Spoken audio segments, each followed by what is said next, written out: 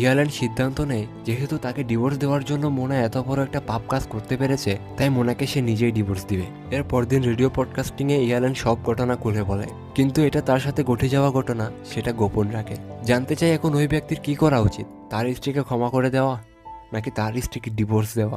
10 মিনিটের মধ্যে প্রায় 2 লক্ষ প্লাস ভোট হয়ে যায়, যেখানে 87% মানুষ ডিভোর্স দেওয়ার কথা বলে এবং পরবর্তীতে সবাইকে জানিয়ে দেয় এটা তার নিজের জীবনে ঘটে যাওয়া ঘটনা।